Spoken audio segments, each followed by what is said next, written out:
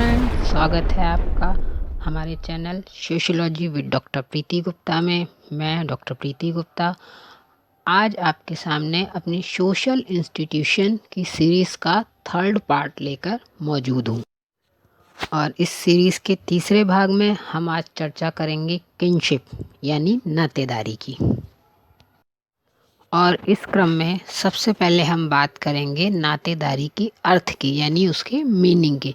तो friends, dictionary of anthropology के according, मानव शास्त्रीय शब्दकोश के अकॉर्डिंग, नातेदारी व्यवस्था में समाज द्वारा मान्यता प्राप्त वे संबंध आ सकते हैं जो अनुमानित और रक्त संबंधों पर आधारित हों। वहीं जैविकीय दृष्टि से नातेदारी शब्द का अभिप्राय आनुवांशिकता द्वारा बंधे हुए संबंधियों से है, जबकि नातेदारी का आधार जो है वो मूलतः जैविकीय होते हुए यानी बायोलॉजिकल होते हुए भी सोशल है। यानी हम कह सकते हैं कि नातेदारी में सामाजिक मान्यता जैविकीय तत्व पर आरोपित होती है।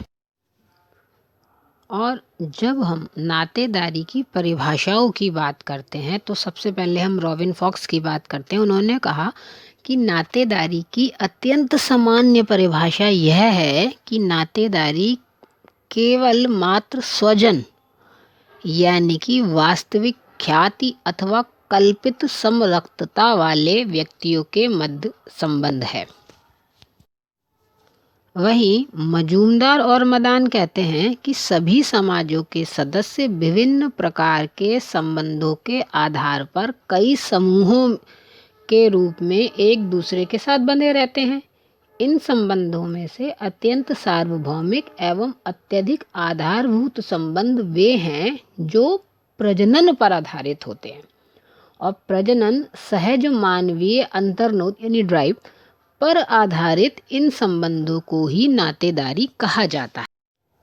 तो फ्रेंड्स, इन दोनों परिभाषाओं से ये क्लियर हो जाता है कि नातेदारी जो है वो रक्त संबंध और विवाह संबंधों द्वारा बंधे हुए व्यक्तियों की व्यवस्था से है। जैसे परिवार है, वंश है, कुल है, गोत्र है, ये सब ऐसे समूह हैं जो नातेदारी के उदाहरण कहे जा सकते हैं। और अब बात करते हैं नातेदारी के प्रकार की, टाइप्स ऑफ किनशिप की।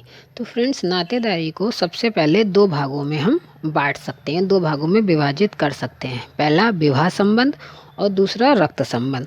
तो जब हम विवाह संबंध की बात करते हैं तो विवाह संबंध द्वारा पति पत्नी ही एक नातेदार बनते हैं, लेकिन इसके साथ साथ विवाह ज़रूर दो लोगों में होता है, लेकिन इसके साथ साथ इन दोनों के परिवारों के अन्य संबंधी भी एक दूसरे के संबंधी बन जाते हैं। तो उन सभी संबंधियों को हम जो है विवाह संबंधी नातेदारी में रखते हैं। इसके अलावा दूसरा भाग होता है रक्त संबंधी नातेदार। रक्त संबंधी नातेदारी के अंतर्गत वे लोग आते हैं जो समान रक्त के आधार पर एक दूसरे से संबंधित हों, जैसे माता पिता के साथ उनके बच्चे, उनके बच्चों के बीच संबंध, जैसे दो भाइयों के बीच भाई भाई का संबंध, एक भाई एक बहन के बीच भाई बहन का संबंध। इस आधार पर जो नातेदारी बनती है उसे हम रक्त संबंधी नातेदारी कहते हैं। इसके अलावा रक्त संबंधी नातेदारी को भी हम दो भागों में विभाजित कर सकते हैं, एक वास्तविक नातेदारी और दूसरा काल्पनिक अथवा गोद लिया हुआ बच्चा। फ्रेंड्स, रक्त संबंध केवल जो है प्राणी शास्त्रीय आधार पर ही नहीं बनता, क्योंकि जब हम वास्तविक नातेदारी की बात करते हैं तो उसे बायोलॉजिकल बेसिस पर मान लेते हैं, जो अभी रक्त संबंधी की बात की गई। लेकिन रक्त संबंधियों के साथ क्या है, विभिन्न समाजों में, खासकर जनजातीय समाजों में इस तरह की प्रथा पाई जाती है कि वहाँ जो है जो बायोलॉजिकल फादरहुड है उसको गौण मानकर जो है पितृत्व का यानी फादरहुड का जो निर्धारण है वो भी विभिन्न प्रथाओं के द्वारा या परंपराओं के द्वारा किया जाता है। तो अगर हम उस एंगल पर बात करें तो इस तरह की प्रथाएं जो हैं बहुत सारी जनजातीय समाजों में पाई जाती हैं। और जब हम काल्पनिक या गोद लिए हुए बच्चों की बात करते हैं और उनको अपना नातेदारी सिस्टम के अंतर्गत लाते हैं तो फ्रेंड उसमें हम ये कह सकते हैं कि आज के समाज में जो है एक संतानों को गोद लेने की प्रथा भी चल पड़ी है। वो संतानों को गोद भी लिया जाता है। तो गोद लिए हुए बच्चों के साथ माता पुत्र या पुत्री, पिता पुत्र या पुत्री का जो संबंध स्थापित हो जाता है, जो वास्तविक रक्त संबंध नहीं होता लेकिन अनुमानित रक्त संबंध पर आधारित होता है, तो उस प्रकार भी नातेदारी का निर्माण होता है। और इसके बाद हम बात करते हैं नातेदारी की श्रेणियों की, यानी किनशिप कैटेगरीज। तो फ्रेंड्स अगर हम इन कैटेगरीज की बात करें तो इनमें 3 प्रकार की श्रेणियां पाई जाती हैं: प्राथमिक नातेदारी, द्वितीयक नातेदारी और तृतीयक नातेदारी। प्राथमिक नातेदारी यानी प्राइमरी किनशिप में वो व्यक्ति होते हैं जिनसे हमारा प्रत्यक्ष संबंध होता है, जिनके संबंधों को प्रकट करने के लिए किसी माध्यम की यानी किसी नातेदार आदि की ज़रूरत नहीं पड़ती, जैसे पति पत्नी, पिता पुत्र, पिता पुत्री, माता पुत्र, माता पुत्री, भाई भाई, बहन बहन तथा भाई बहन। मर्डॉक और एस.सी. दुबे ने इनको जो है प्राथमिक संबंधियों में 7 रक्त संबंधी तथा 1 विवाह संबंधी को माना है। तो इस प्रकार इनकी जो है कुल संख्या यानी प्राइमरी किनशिप की, प्राथमिक नातेदारी की कुल संख्या 8 बताई जाती है।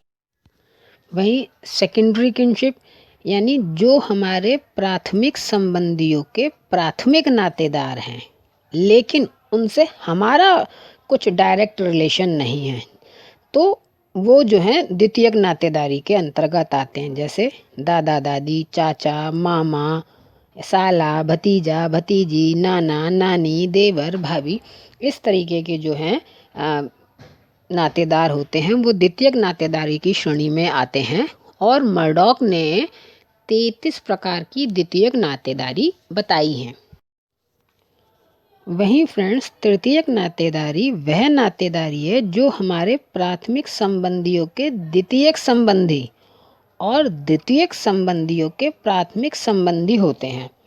पितामह या साले की पत्नी एवं उसका पुत्र या पुत्री, मौसा, बुआ का लड़का, फूफा आदि इस तरह के जो होते संबंधी होते हैं वो जो है हमारी तृतीयक नातेदारी की श्रेणी में आते हैं। और मर्डॉक ने नातेदारियों की श्रेणियों पर बहुत डीप स्टडी करके 151 प्रकार की तृतीयक नातेदारी बताई हैं। और अब बात करते हैं किनशिप रिलेशन टर्म्स की, यानी नातेदारी संबंध संज्ञाओं की। फ्रेंड्स नातेदारी संबंध संज्ञाएं हम उन्हें कहते हैं जब हम किसी नातेदार या संबंधी को किसी विशेष शब्द के उच्चारण के साथ संबोधित करते हैं, तो उस शब्द विशेष को जो है हम नातेदारी संबंध संज्ञा कहते हैं। और मॉर्गन ने नातेदारी की संबंध संख्याओं को 2 भागों में बांटा है, एक वर्गीकृत संबंध संज्ञाएं और दूसरा विशिष्ट संबंध संज्ञाएं। तो फ्रेंड्स वर्गीकृत यानी क्लासिफाइड किनशिप टर्म्स के अंतर्गत हम कह सकते हैं कि जब हम अनेक नाते रिश्तेदारों को एक ही वर्ग या श्रेणी के अंतर्गत मान लेते हैं और उन सब को एक ही शब्द या कहिए एक ही संज्ञा से संबोधित करते हैं, तो उस तरीके के संबोधन को जो है हम वर्गीकृत संबंधों के अंतर्गत रखते हैं। जैसे फॉर एग्जाम्पल इंग्लिश में जो है अंकल शब्द का प्रयोग हम चाचा, मामा, ताऊ, फूफा, मौसा इन सभी के लिए कर लेते हैं। इसी तरीके से कज़िन वर्ड जो है उससे हम अपने चचेरे, फुफेरे, ममेरे, मौसेरे इन भाई बहनों के लिए भी सिर्फ एक ही शब्द कज़िन का उपयोग करते हैं। तो वहाँ जो है हम उस तरह की संज्ञाओं को, उस तरह के संबोधन को हम जो है वर्गीकृत संबंध संज्ञाएं कहते हैं। और जब हम बात करते हैं स्पेसिफिक रिलेशन टर्म्स की, तो फ्रेंड्स ये वो शब्द है या कहिए वो एक संज्ञा है जिसमें प्रत्येक रिश्तेदार या नातेदार को किसी एक विशेष शब्द के साथ संबोधित किया जाता है।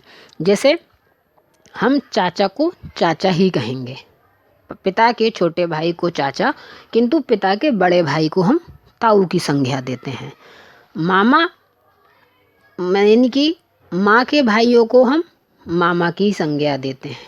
माँ की बहन के पति को हम मौसा की संज्ञा देते हैं या माँ की बहन को हम मौसी की संज्ञा देते हैं। कहने का तात्पर्य है कि प्रत्येक रिश्ते के लिए, प्रत्येक नातेदारी के लिए एक स्पेसिफिक वर्ड का हम उपयोग करते हैं। तो उन शब्दों को या उन संज्ञाओं को हम विशिष्ट संबंध संज्ञाओं की श्रेणी में रख सकते हैं। और फ्रेंड्स, इसी क्रम में हम बात करेंगे किनशिप यूजेस यानी नातेदारी की रीतियों के बारे में। तो इसमें मुख्यतः 6 प्रकार बताए जाते हैं, लेकिन हम स्लाइड पर आप 2 दिख रहे होंगे तो हम 2-2 कर चर्चा करेंगे। तो सबसे पहले हम बात करते हैं परिहार संबंध की। तो परिहार संबंध जो है फ्रेंड्स, नातेदारी व्यवस्था में ये जो नियम है या कहिए ये जो रीति है वो बहुत लोकप्रिय है, क्योंकि परिहार का अर्थ जो है कुछ ऐसे रिश्तों से है जो 2 व्यक्तियों के बीच एक निश्चित संबंध तो स्थापित करता है, लेकिन इसके साथ ही इस बात का निर्देश भी देता है कि वे दोनों रिश्ते एक दूसरे से एक निश्चित दूरी बनाकर रखें। और जब भी मतलब उनके मध्य जो है कोई पारस्परिक अंतःक्रिया हो तो जहाँ तक संभव हो सके आमने सामने रहते हुए भी वो एक दूसरे के साथ सक्रिय रूप से भाग ना लें। जैसे हम कह सकते हैं सामान्य समाजों में या कहिए हिंदू समाजों में एक प्रथा पाई जाती है या रीति पाई जाती है कि पुत्र वधू अपने ससुर के साथ जो उसके संबंध होते हैं उनमें एक निश्चित दूरी, एक निश्चित गैप जो है वो बना रहता है। वो उनके सामने जो है एक निश्चित तरीके से, सामाजिक तरीके से व्यवहार करती है। हालांकि इस तरह के संबंध जो हैं विभिन्न जनजातियों में भी पाए जाते हैं, जो अगर हम अभी चर्चा करेंगे तो वह काफ़ी लंबा रहेगा, क्योंकि बहुत सारे ऐसे संबंध होते हैं जिनमें जो है वधू अपने ससुर से या सास अपने दामाद से एक पर्दा, जैसे हम पर्दा प्रथा के अंतर्गत रख सकते हैं कि वो भी रहता है। इसके अलावा फ्रेंड्स, दूसरा जो है परिहास संबंध यानी जोकिंग रिलेशनशिप का है।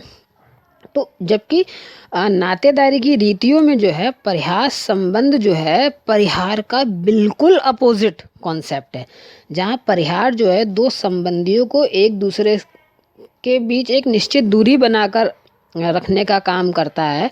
वहीं परिहास जो है 2 व्यक्तियों की को बहुत क्लोज करने का काम करता है। यानी ये दोनों जो परिहार संबंध में दोनों रिश्ते जो हैं एक दूसरे के साथ हंसी मजाक भी बहुत कर सकते हैं। यानी रेडक्लिफ ब्राउन की अगर हम बात करें तो उन्होंने कहा कि परिहास संबंध 2 व्यक्तियों का वह संबंध है जिसमें प्रथा द्वारा एक पक्ष को ये छूट रहती है और कभी कभी उससे ये मांग भी की जाती है कि वह दूसरे पक्ष को तंग करे, यानी छेड़े, उसके साथ हंसी मजाक करे, और लेकिन दूसरा पक्ष जो है इसका बुरा भी ना माने। जैसे हम कह सकते हैं कि जीजा शाली के रिलेशनशिप। फ्रेंड, नातेदारी की रीतियों में एक रीति है माध्यमिक संबोधन की, और माध्यमिक संबोधन शब्द का प्रयोग सबसे पहले टाइलर ने किया। इसके अंतर्गत जब किसी संबंधी को पुकारने के लिए किसी अन्य व्यक्ति को माध्यम बनाया जाता है तो उसे हम माध्यमिक संबोधन कहते हैं। यह प्रथा सामान्यतः हिंदू समाजों में गांव में अभी भी पाई जाती है। जैसे पत्नी जो है कुछ समाजों में, हिंदू समाजों में और खासकर ग्रामीण समाज में आज भी पत्नी द्वारा पति का नाम लेना वर्जित माना जाता है। तो पत्नी जो है अगर अपने पति को पुकारती है तो उसके लिए वो नाम से संबोधन नहीं करती, बल्कि किसी अन्य व्यक्ति का सहारा लेती है, जैसे किसी के भाई या अपने बच्चों के नाम पर, कि उसके पिता, उसके फादर, इस तरीके से अपने पति को वो पुकारती है। तो इस तरह के संबोधन को जो है माध्यमिक संबोधन की संज्ञा दी गई है। वहीं एक इसका प्रकार मातुल्य भी है। तो फ्रेंड्स, मातृसत्तात्मक समाजों में मातुल्य प्रथा का प्रचलन बहुत पाया जाता है, और इस प्रथा के अनुसार मामा अपने भांजे भांजियों के जीवन में एक खास स्थान रखता है, बेहद महत्वपूर्ण स्थान रखता है। संपत्ति जो है मामा से भांजे को ट्रांसफ़र की जाती है, और भांजा जो है पिता की जगह मामा के लिए कार्य करता है। यानी मातुले संबंध जो है अधिकांश जो है मात्र सत्तात्मक समाजों में पाया जाता है। फ्रेंड्स, मातुले की तरह नातेदारी की एक अन्य रीति है पितृश्रेय यानी एमिटेट। इसमें जब पितृ सत्तात्मक परिवार में पिता की बहन यानी बुआ को अधिक महत्व दिया जाता है तो इस प्रथा को पितृश्रेय या एमिटेट कहते हैं। इसमें बुआ का अपने भतीजे एवं भतीजियों के साथ विशिष्ट संबंध रहता है और बुआ अपने भतीजे एवं भतीजियों के जन्म से लेकर मृत्यु तक विशेष भूमिका अदा करती है। भारत के अधिकांश हिस्सों में, हिंदू समाजों में और भारत में टोडा जनजाति में बच्चों का नामकरण जो है वो बुआ ही करती है और भारत के साथ साथ अफ्रीका की कई जनजातियों में भी ये प्रथा जो है पाई जाती है।